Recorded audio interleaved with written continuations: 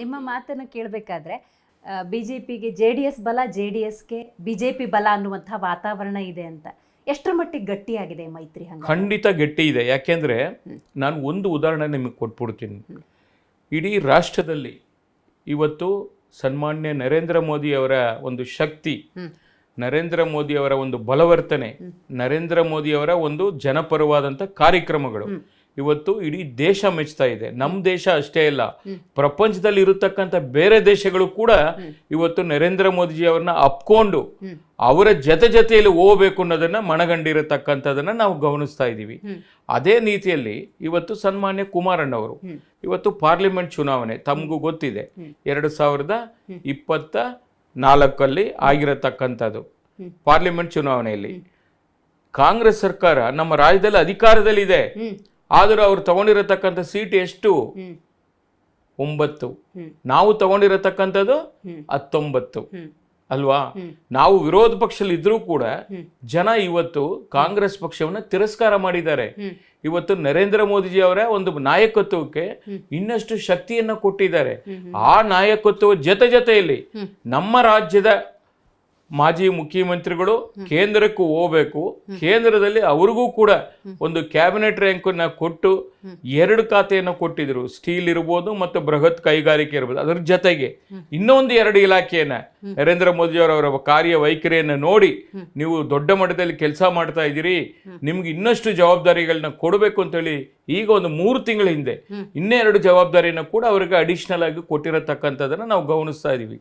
ನೆರ ರಾಜ್ಯಗಳಲ್ಲಿ ಸನ್ಮಾನ್ಯ ಕುಮಾರಸ್ವಾಮಿ ಅವ್ರನ್ನ ಬಳಕೆ ಮಾಡ್ಕೊಂಡು ಅವ್ರ ಇಲಾಖೆಯಲ್ಲಿ ಆಗುವಂತ ಕೆಲಸಗಳನ್ನ ಮಾಡಿಕೊಂಡು ಆ ಇಂಡಸ್ಟ್ರಿನ ಬೆಳೆಸ್ಬೇಕು ಅಂತೇಳಿ, ಉದಾಹರಣೆಗೆ ವೈಜಾಗ್ ನಮ್ಮ ನೆರ ರಾಜ್ಯ, ದೂರನೂ ಇಲ್ಲ, ಅಲ್ಲಿ ಹೋಗಿ ಕುಮಾರಸ್ವಾಮಿಯನ್ನ ಕರ್ಕೊಂಡೋಗಿ ಅವ್ರ ಕಷ್ಟಗಳನ್ನ ಹೇಳಿ ಚಂದ್ರಬಾಬು ನಾಯ್ಡು ಅವ್ರ ಜೊತೆಲಿ ಸಭೆ ಮಾಡಿ, ಅಲ್ಲಿರತಕ್ಕಂಥ ಶಾಸಕರು ಸಂಸದರ ಜೊತೆಲಿ ಸಭೆ ಮಾಡಿ ಜನರ ಅಭಿಪ್ರಾಯಗಳನ್ನ ಪಡ್ಕೊಂಡು ಇನ್ನೇನು ಮುಚ್ಚೋಗ್ತಾ ಇದೆ ಅನ್ನೋ ಪರಿಸ್ಥಿತಿಯಲ್ಲಿ ಇದ್ದಿರತಕ್ಕಂಥ ಒಂದು ದೊಡ್ಡ ಫ್ಯಾಕ್ಟ್ರಿಗಳನ್ನ, ಇಂಡಸ್ಟ್ರಿಯಲ್ ಅನ್ನ ಇವತ್ತು ಪುನರುಚ್ಚೇತನ ಮಾಡಿ ಅದನ್ನ ಸನ್ಮಾನ್ಯ ಶ್ರೀಮತಿ ನಿರ್ಮಲಾ ಸೀತಾರಾಮನ್ ಅವರ ಗಮನಕ್ಕೆ ತಂದು ಫಿನಾನ್ಷಿಯಲಿ ಏನು ಅಲ್ಲಿಗೆ ಶಕ್ತಿ ಕೊಡಬೇಕು ಅದನ್ನು ತಗೊಂಬಂದು ಕೇಂದ್ರದಿಂದ ನನ್ನ ಪ್ರಕಾರ 3250 ಕೋಟಿ ಇರಬೇಕು.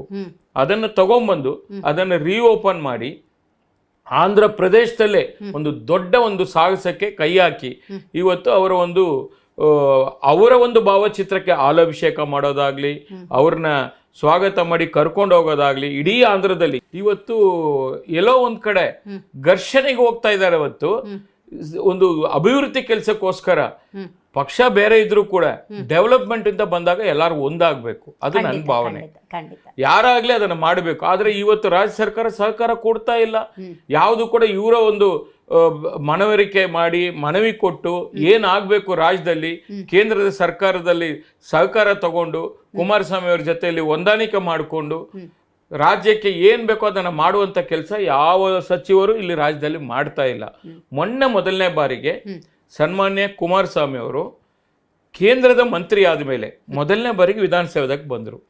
ನಾವೆಲ್ಲ ಕೂಡ ಅವ್ರನ್ನ ಬರಮಾಡ್ಕೊಂಡು ನಮ್ಮ ಕೇಂದ್ರದ ಬೃಹತ್ ಕೈಗಾರಿಕೆ ಇಲಾಖೆ ಏನು ಮೇಜರ್ ಇಂಡಸ್ಟ್ರಿಯಲ್ ಇಲಾಖೆಯ ಅಧಿಕಾರಿಗಳು, ಸೆಂಟ್ರಲ್ ಅಧಿಕಾರಿ ಆಫೀಷಿಯಲ್ಸು ಮತ್ತೆ ರಾಜ್ಯದಲ್ಲಿ ಸ್ಟೇಟ್ ಅಫಿಷಿಯಲ್ಸ್ ಯಾರಿದ್ದಾರೆ, ಕೈಗಾರಿಕೆ ಅಫಿಷಿಯಲ್ಸು ನಮ್ಮ MB ಪಟೇಲ್ರು ಇರ್ಬೋದು ಮತ್ತೆ ಕುಮಾರಣ್ಣವರು ಜೊತೆಲಿ ಸಭೆ ಮಾಡಿ ಒಂದು ಒಳ್ಳೆ ಒಂದು ವಾತಾವರಣಕ್ಕೆ ನಾಂದಿ ಆಡಬೇಕು ಅಂತ ಹೇಳಿ ನಾವೆಲ್ಲ ಮನವರಿಕೆ ಮಾಡಿ, ಅವರು ಕೂಡ ಕುಮಾರಣ್ಣವರು ಮುಕ್ತ ಮನಸ್ಸಿನಿಂದ ಬಂದು ಅಧಿಕಾರಿಗಳ ಸಭೆಯನ್ನು ಮಾಡಿ ನಮ್ಮ ರಾಜ್ಯಕ್ಕೆ ಏನ್ ಬೇಕು ಇಂಡಸ್ಟ್ರಿಯಲ್ ಡೆವಲಪ್ ಮಾಡ್ಲಿಕ್ಕೋಸ್ಕರ ಅಂತ ಹೇಳಿ ಜೊತೆಲಿ ಸಭೆ ಮಾಡಿ. ಹೌದು, ಈಗ ಒಂದು 15 ದಿವಸ ಆಯ್ತು, ನಾನು ಕೂಡ ಸಭೆಯಲ್ಲಿ ಇದ್ದೆ.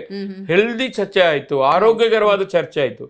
ಆ ತರ ಎಲ್ಲಾ ಕಡೆನೂ ಆಗ್ಬೇಕು ಅನ್ನೋದು ನನ್ನ ಉದ್ದೇಶ ಕೂಡ. ಇವತ್ತು ಜನಕ್ಕೆ ಇವತ್ತು ಕರ್ನಾಟಕ ರಾಜ್ಯ ಅಂದ್ರೆ ಇಡೀ ದೇಶದಲ್ಲಿ ದೊಡ್ಡ ಹೆಸರು ಇರತಕ್ಕಂಥದ್ದು.